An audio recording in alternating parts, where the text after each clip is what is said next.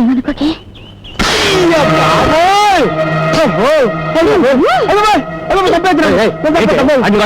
కొట్టాలా మరికి పోగలెట్టాలా? ఇంటికి పెద్ద పాలేరు వాడి మీద చేసుకుంటాం ఊళ్ళు పొగరెక్కిందేంటి? ఇంటి మాటన్నారండి. మీ కష్ట సుఖాల్లో పాలు పంచుకుని మీ భార్యకి, మీ లాభ నష్టాలు లెక్కలు చూసి మీ అర్ధాంగికి ఒక పాలు తప్పు చేస్తే కొట్టే హక్కు లేదా? ఏం తప్పు చేశాడు? బెల్లం బట్టికి నిప్పంటుకుని 2 లక్షలు నష్టం వచ్చిందంటే మీరు అజాగ్రత్త వల్ల కదా. బెల్లం బట్టికి నిప్పంటుకుందా? ఎప్పుడురా? నాకు తెలియదు నాయనే. నేను బెల్లం అనే మాట అంటేనే భూతార్థం తీస్తారు తండ్రి. వడగాలు వచ్చి వరికుప్పులు కొట్టిపోయాట. 1,00,000 లాసు. వడగాలు వచ్చిందా? ఏరా? నేను చెప్పను బాబోయ్. నేను వడంటేనే పెడర్థం తీసి తంతారు తండ్రి. చెరువులో కొబ్బరి బండాలు రాలి చేపలు చచ్చిపోయాట. 1,00,000 రూపాయలు నష్టం. చెరువులో బొండాలు రాలాయా? ఎప్పుడురా? అయ్యి బాబోయ్, అయ్యి బాబోయ్, మరి దేవుడు, నేను బోండా అన్నా బండబూత అయిపోద్దండి. సమాధానం చెప్పడానికి వీళ్ళు లేని ప్రశ్నలు వేస్తున్నారేంటి అబ్బాయి గారు? హే భగవాన్, నాకు ఇలాంటి పరీక్ష పెట్టాడు తండ్రి. నేను చెప్పేది అబద్ధం అయితే ఇదిగో ఇక్కడ రాసుని చూడండి. ఎవరు రాశారు ఇది? గుమస్తా గారు. ఏడాడు? ఇక్కడే ఉన్నానండి అయ్యా. టుడే దిన ఫలాల్లో మన రాశి ఫలం ఎలా ఉందో చదివి చెప్పవయ్యా. మీ దినం అండి? యా, వృత్తిక రాశి కదండి. జస్ట్ మినిట్ లో మీది కుక్క బతికైపోతుంది రాసి పెట్టిందండి. గుమస్తా గారు, అయ్యా, ఈ పద్ధతి చదవండి. చదివి చెప్పండి. బెల్లం బత్తికి నిప్పంటుకోవటం వల్ల వచ్చిన నష్టం 2 లక్షలు. పథకాల వల్ల నది కుప్పలు కొట్టుకుపోగా వచ్చిన నష్టం 1,00,000. అదే కళ్ళద్దాలు లేకుండా చదివితే అర్థాలు మారిపోతాయి. ఇదే బెల్లం బట్టీకి నిప్పంటుకోవడం వల్ల వచ్చిన లాభం 2 లక్షలు. వడగాలి వలన కుప్పలు కొట్టుకుపోవడం వల్ల వచ్చిన లాభం 1,50,000. నిప్పంటుకుని వడగాలి వస్తే లాభం వచ్చిందా? యా. చూడు మావా, నా ఆవిడ నాకు చదువు చెప్పింది, అందులో నట్టనే రాసిందంట. అంటే వాళ్ళది కాన్వెంట్ చదువులు కదా, లాభాల్ని నష్టాలను చదువుతారనుకుంటా. నువ్వు కొంచెం మూస్తే మంచిది అనుకుంటా. ఏంటి గుమస్తా గారు, ఏంటో తప్పుడు లెక్కలో? అయ్యా అదే ఓపిగా అయ్యా, వీళ్ళు ఇలా చెప్పరుగానే అగ్గన్నట్టు. అయ్యా కన్న ఇప్పుడు అది అవసరమా? కాల్చండి అయ్యా. ముందు గుండెలోకి వెళ్తే నిజం నోట్లోంచి వచ్చారు. చెప్పకండి అయ్యా, నాకెలాగా ఉంది.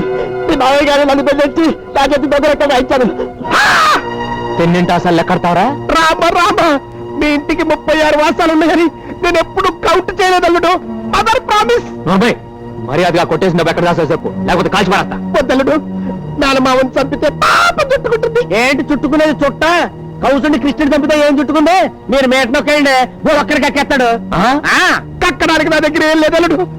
తిన్నదంతా మీ మేనత్త జబ్బుకే జీర్ణం అయిపోయింది. పైసా కూడా లేదు. Father promise. అమ్మో పాము, పాము పాము, పెద్ద పామురా. అవునండి, నేను కూడా చూశాను. మీ మామయ్య గదిలోకి వెళ్ళి మీ అత్తయ్య పరుపులో దూరింది. కట్టెల పామురా, కట్టెల పాము. కట్టపాము కదండి, అది ఈ మధ్య ఇంట్లో తెగ తిరిగేస్తుందండి. నేను పట్టేస్తారు కదండి. నాగరాజ నాగరాజ. అమ్మో నా పరుపు, నా పరుపు, అమ్మో నా పరుపు, నా పరుపు. మీరు చూసింది అందులో దూరిన కట్ట పావునా బావగారు? చంపే సరిపోండి. అది మా పెంపుడు స్నేకు. ఏంటే పావును పెంచుకున్నారా?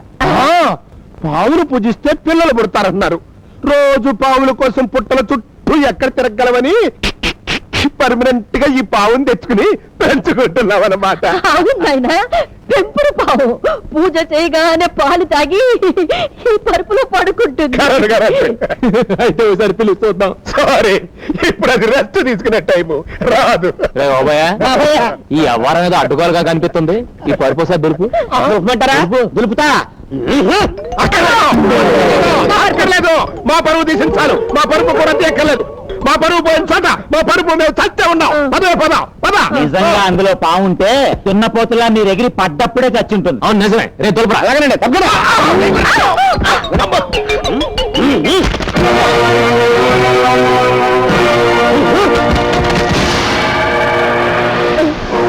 చూసావరా ఎన్ని నోట్ల కట్టల పావులున్నాయో?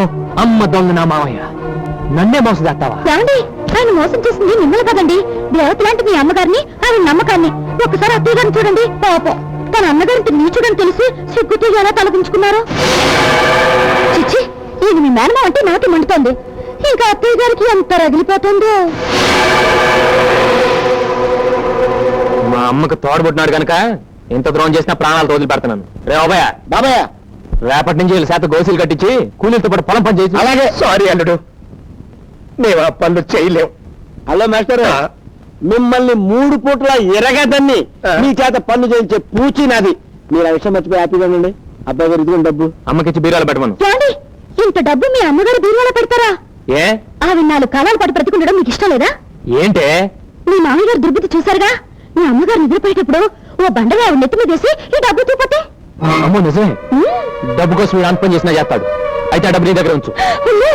నన్ను చంపితే అత్త కోసం ప్రాణాలు అర్పించిన ఓ కోడలుగా చరిత్రలో నిలిచిపోతావు. ఈ అత్త కోసం ఆ మాత్రం త్యాగం చేయలేవా తల్లి? సరే మీరు చెప్పారుగా, చేస్తాను.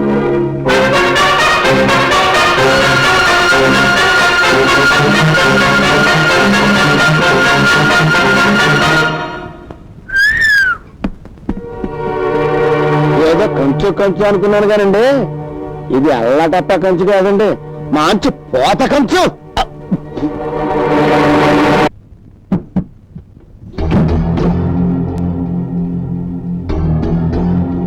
సభాష్, బాగా నటించావు, గొప్ప నటివి. ఆ విషయం అందరికీ తెలుసు అత్తయ్య గారు. మీరే కాస్త ఆలస్యంగా తెలుసుకున్నారు. తెచ్చు తల్లి, నేను నీకంటే గొప్ప నటిని. నేను నటించడం మొదలుపెట్టేసరికి నువ్వు ఇంకా పుట్టలేదు అని అంటాననుకున్నావు కదా. అనను, ఎందుకంటే ఆ మాత్రం తెలుసుకునే తెలివితేటలు నీకున్నాయని నాకు తెలుసు. కోడలు తెలివితేటలు మెచ్చుకునే అత్తగారు దొరకడం ఎంత అదృష్టం అని నేను మరిసిపోతున్నాను. ఇన్నాళ్ళకు ఎత్తుకు పైవెత్తు వేసే సమీక్ష దొరికిందని మీరు మరిసిపోతున్నారు కాదు. ఎత్తులతో తెలుసుకోకుండా ఎగిరెగిరి పడితే మూతిపళ్ళు రాలిపోతాయి అని నేను చెప్పాను. రాలిపోయిన పళ్ళు కట్టించుకున్న అనుభవజ్ఞులు ఎదురుగా కనిపిస్తుంటే నాకు ఆ మాత్రం తెలీదా? ఈసారైనా కాస్త జాగ్రత్తగా ఉండండి నేను చెబుతున్నాను అత్తయ్య గారు. 20 ఏళ్ళ కుర్రకుంకో కాబట్టి నోటికొచ్చిందల్లా వాగుతున్నావు. 60 ఏళ్ళ అనుభవం ఉండాను కాబట్టి నేను నీలాగా వాగను. 60 ఏళ్ళ వయసాగానే రిటైర్ అయ్యి మూల కూర్చుని 20 ఏళ్ల కుర్రకుంకకే పెద్దలు ఇచ్చేయాలంటానని తెలిసే వాగుండరు. ఇదిగో చూడమ్మా, నీకు తెలియదు ఒకటి ఉంది. ముందుగా చెప్పకపోతే కంగారు పడతామని జాలిపడి చెప్తున్నాను. సరిగ్గా 24 గంటల్లో, అంటే రేపు మధ్యాహ్నం 12 గంటల్లోగా ఆ పెట్టిన నీ చేత్తు నువ్వే నాకు అందిస్తావు. అలా అందుకోకపోతే నా పేరు నాగమనే కాదు. మా పరువు బజారు పని చేయకు. అత్తగా కాదు, అమ్మగా అడుగుతున్నాను. ఈ ప్రయాణం అనుకో. ఏంటమ్మా ఏమైంది? అమ్మాయి పుట్టింటికి వెళ్ళిపోతానంటుంది బాబు. ఇక్కడేం తక్కువ ఉంది? ఆయన డాక్టర్ చదివారు, పట్నంలో హాస్పిటల్ కట్టాలి, డబ్బు కావాలన్నాను. దానికి మీ అమ్మగారు ఏమన్నారు తెలుసా? ఇదంతా దొరబాబాస్తి, అడ్డైన వాళ్ళకి ధారపోయటానికి ఒప్పుకోను అన్నారు. అవునే, ఈ ఆస్తి అంతా మన్నైతే. ఇప్పటికే నా చదువుల కోసం పోలంత డబ్బు ఖర్చు పెట్టాడు. ఇప్పుడు హాస్పిటల్ కట్టడానికి మళ్ళీ డబ్బు అంటే ఎలా? అందుకే వెళ్ళిపోతానంటుంది. మా నాన్న గతి లేనాడు కాదు. నువ్వు ఇల్లు వదిలి వెళ్ళావంటే నేను ఊరి పూసుకుని చేస్తాను. అమ్మా ఏంటో మాటలు? ఇప్పుడు నీ మూడుకో ఆసుపత్రి కట్టించాలి అంతేగా?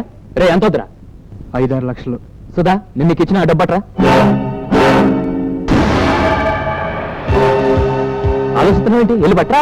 వద్దులే బాబు, నువ్వు కష్టపడి సంపాదించిన డబ్బు పరాయి వాళ్ళకి ఎందుకు ఇవ్వాలని అమ్మాయి ఆలోచిస్తుంది కాబోలు. పరాయి వాళ్ళు ఎవరమ్మా? నా తమ్ముడికి ఇస్తున్నాను, కాదంటానికి ఎవరు? వెళ్ళి పట్రా.